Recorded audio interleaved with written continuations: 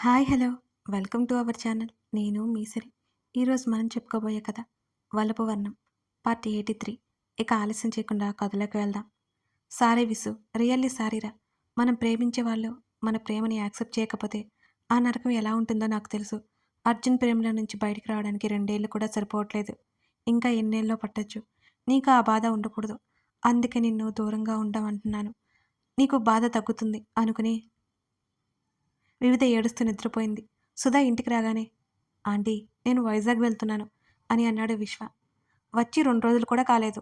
తర్వాత త్వరగా వెళ్లాల్సిన అవసరం ఏంటి విశ్వ అని అడిగింది ఆశ్చర్యంగా సుధ. డాడీ రమ్మని చెప్పారాంటీ అని అన్నాడు విశ్వ.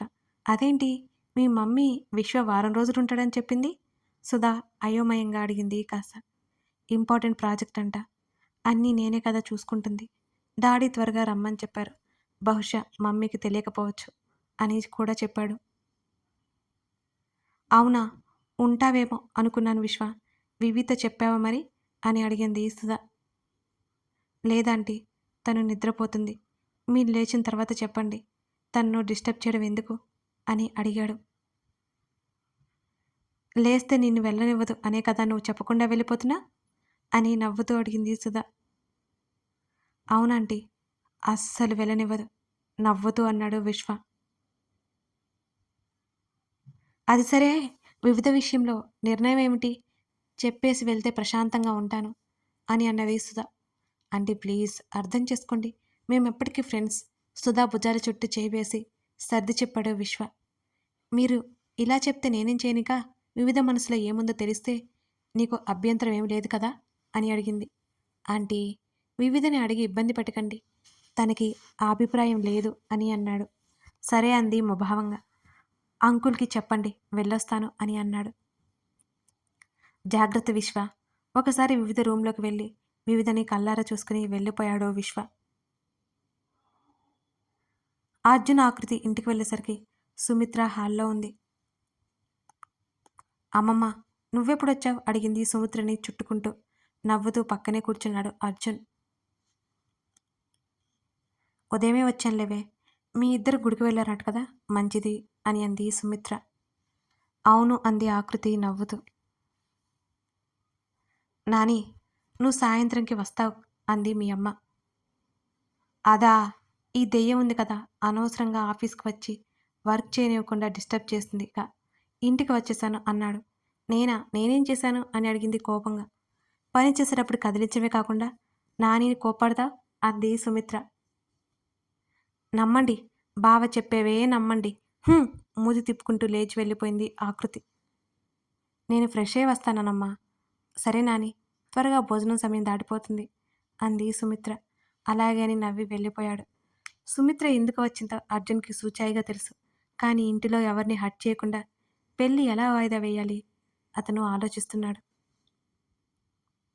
వివి, లే, సుధ పిలుస్తుంటే మెలకువ వచ్చింది వివిధకి. తలంతా పట్టేసినట్టు అనిపించింది. మెల్లిగా లేచి కూర్చుంది వివిధ. ఏమైంది వివి, ఒంట్లో బాలేదా? ఈవేళప్పుడు పడుకున్నావేం అని అడిగింది. అదేం లేదమ్మా, ఏంటో ఫోన్ చేస్తూ పడుకున్నాను, నిద్ర వచ్చేసింది అని అంది చిన్నగా నవ్వి. రోజు ఆఫీస్ అని తిరిగి తిరిగి అలసిపోయి ఉంటాం. ఇవాళ పడుకోగానే నిద్ర వచ్చింది. అదేం కాదులే అమ్మా. సరే గాని లంచ్ చేద్దాం. విస్సు అందిగింది చిన్నగా. వెళ్ళిపోయాడుగా అమ్మా అంది ఆశ్చర్యంగా. విశ్వ ఎందుకు వెళ్ళాడో చెప్పింది సుధా. మౌనంగా ఉండిపోయింది వివిధ. వివి. అమ్మ చెప్పు. ఏమైంది? విశ్వ వెళ్ళాడు అంటే అరిచి గోల చేస్తావనుకున్నాను. అలా సైలెంట్గా ఉన్నావు అని అడిగింది.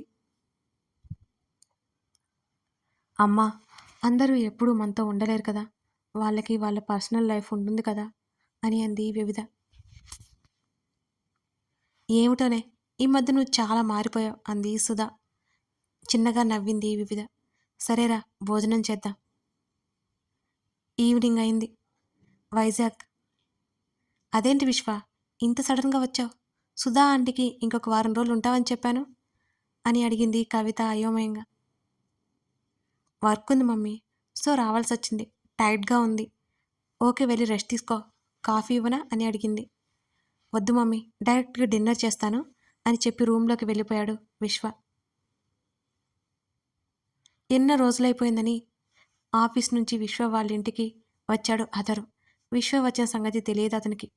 విశ్వ పేరెంట్స్‌ని కలవడానికి మాత్రమే వచ్చాడు. Hi aunty! రారా అదర్ కూర్చో అంది కవిత నవ్వుతూ.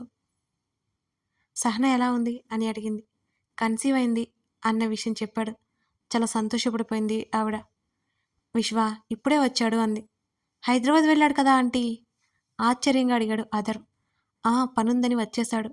అలాగా మాట్లాడొస్తాను. అనుమానంగా ఉంది అథర్వకి. విశ్వ రూమ్‌కి వెళ్ళాడు అతను.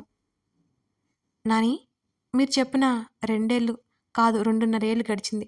ఇంకా ఆగమంటే ఎలా? అని అడిగింది సుమిత్ర. అంతా సీరియస్‌గా ఉన్నారక్కడ. మౌనంగా హేమ పక్కన నిలబడి చూస్తోంది ఆకృతి. ఆమె అర్జున్‌నే చూస్తోంది. నానమ్మ ఇప్పుడే కదా మన ఆఫీస్‌కి వెళ్తున్నాను. అందుకే కొన్ని రోజులు ఆగితే మంచిది అని అన్నాడు అర్జున్. అవన్నీ చూసుకోవడానికి మేమున్నాం కదా అని అన్నాడు శ్రీనివాస్ వెంటనే. ఉన్నారు కానీ ఇంకొన్ని రోజులంతే అని అన్నాడు అర్జున్. అదే ఎందుకు?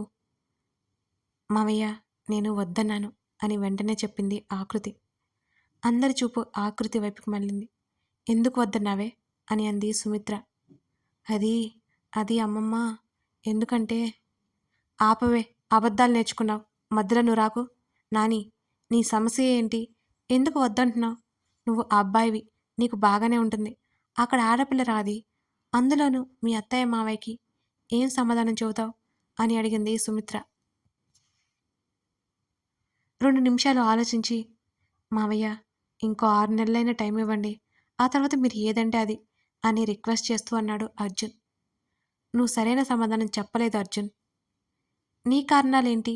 అని అడిగాడు సురేంద్ర. డాడీ ఇదొక్కసారి బావ చెప్పేది వినండి. ఆ తర్వాత మీ ఇష్టం అని అంది ఆకృతి. మీ ఇద్దరూ అనుకున్న తర్వాత మేమేం చేస్తాం? ఏదో ప్రాబ్లం ఉందని అర్థమైంది. త్వరగా సాల్వ్ చేసుకుని రండి. మీరు మాతో చెప్పేది కాదని అర్థమైంది. ఆ తర్వాత మీ ఇష్టం అని అక్కడి నుంచి సురేంద్ర శ్రీనివాస్ వెళ్ళిపోయారు. సుమిత్ర కూడా గదిలోకి వెళ్ళిపోయింది. వివిధ గురించి ఆలోచిస్తున్నారా? అని అడిగింది హేమ. అదేం కాదమ్మా. మీరు అనుకున్నట్టు ఏం లేదు అని చెప్పేసి అర్జున్ రూమ్‌లోకి వెళ్ళిపోయాడు. ఆకృతి ఆ! అత్తా! అదే కారణమైతే త్వరలో వివిధ పెళ్లి సంబంధం చూశారట. వివిధ ఒప్పుకుంటే అయిపోతుంది అని అంది హేమ. ఏమంటున్నావత్తా? అవునే స్వయంగా మీ పెద్దమ్మ చెప్పింది. పోయినసారి ఇంటికి వచ్చినప్పుడు అని అంది విజయ. వివిధ ఏమందట? అని అడిగింది ఆతృతగా. పెళ్ళంటే ఇంట్రెస్ట్ చూపించట్లేదట. అడిగి చూడాలి అంది అని చెప్పింది విజయ. వివిధ అంత తేలిగ్గా మూవ్ ఆన్ అవ్వలేదమ్మా. బావని మర్చిపోలేదంత తేలిగ్గా అనుకుంది ఆకృతి మనసులోనే. విజయ హేమ మాట్లాడుతున్నారు. ఊకొట్టి మౌనంగా ఆలోచనలో ఉండిపోయింది ఆకృతి. కొంత సమయం తర్వాత అర్జున్ గది వైపుకి ఆమె అడుగులు వేసింది. విసు సడన్ సర్ప్రైజ్ ఏంట్రా? విశ్వ పక్కన సెటిల్ అయ్యాడు అథర్వ్. అథర్వ్ వాయిస్ విని తల ఎత్తి అథర్వ్ని చూశాడు విశ్వ. దిగులుగా ఉన్న విశ్వ ముఖం చూసి ఏమైందిరా అలా ఉన్నావు అని అడిగాడు. జర్నీ వల్ల అంతే చిన్నగా నవ్వుతూ బదులిచ్చాడు విశ్వ. నిజం చెప్పు ఇప్పుడు ఏం జరిగింది అని అడిగాడు అథర్వ్ మళ్ళీ. ఏం లేదు. సహన ఎలా ఉంది? Vissu be serious. చెప్పు అసలు ఏం జరిగింది? ఏదైతే జరగకూడదనుకున్నానో అదే జరిగింది. విశ్వ గొంతు చీరబోయింది. తన బాధ దాచుకోలేకపోతున్నాడు. విస్సు విశ్వ భుజం మీద చేయి వేశాడు. అవునరా. వివి ఇక ఈ జన్మలో నా ముఖం చూడదు అన్నాడు కళ్ళల్లో నీళ్లు తిరుగుతుంటే. అంటే వివిధకి తెలిసిపోయిందిరా.